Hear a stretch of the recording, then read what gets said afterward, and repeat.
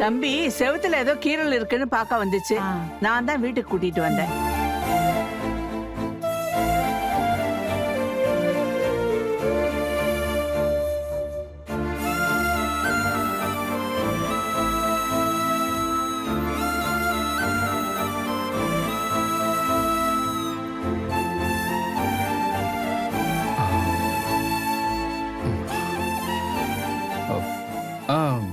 School போலையா?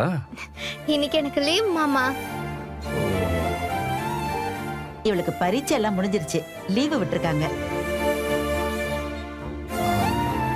வெக்கேஷனுக்கு எங்கேயும் போலையா? கொடைக்கானல் கூட்டிட்டு போவேன்னு சொல்லிருக்காங்க.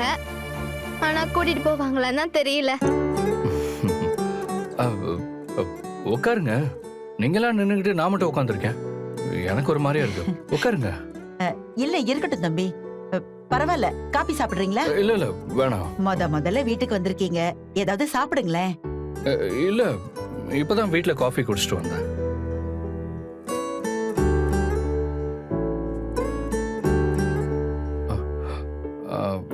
உங்க ஃபேமிலிக்கு இந்த வீடு ரொம்ப சின்னது இல்ல?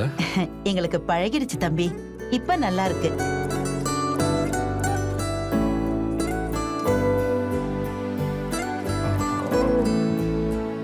காவேரி இங்க வந்தாளா? காவேரியா? இல்லையே. ஏன்? ஓ வரலையா? இல்ல என் பின்னாடி தான் வந்தா. அந்த கீரலை பார்க்க வந்தான்னு சொல்லியிருந்தேன்ல, அவளும் கூடயே தான் வந்தா. திடீர்னு எனக்கு ஒரு ஃபோன் வந்துச்சு.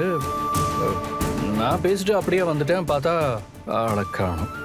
அதான் இங்க வந்திருப்பாளன்னு நினைச்சேன். அவ எங்க இங்க வரா? நேத்து உங்க வீட்டுல சண்டையா இருக்கவும் நான் போன் பண்ணி கேட்டேன். அப்ப வந்தா. அதுக்கப்புறம் இந்த பக்கம் வரவே இல்லை.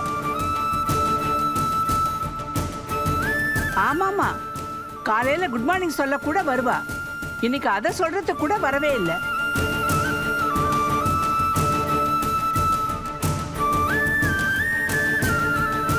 தம்பி நிச்சயம் நின்னு போயிடுச்சுன்னு வீட்டுல உள்ளவங்க எல்லாம் வருத்தமா இருப்பாங்கல்ல? அது ஓகே தான். நம்ம என்ன செய்ய முடியும்? நேத்துதான் என்கிட்ட சொன்னான், பசுபதி அவளை கடத்தினானாமே. அவனுக்கு எவ்வளவு திமிர் இருந்திருக்கணும். நீங்க தான் காவேரியை காப்பாத்தி போலீஸ் கம்ப்ளைண்ட் கொடுத்தீங்க. அதுதான் போலீஸ் இப்ப வந்து அவனை கூட்டிட்டு போனதா சொன்னான்.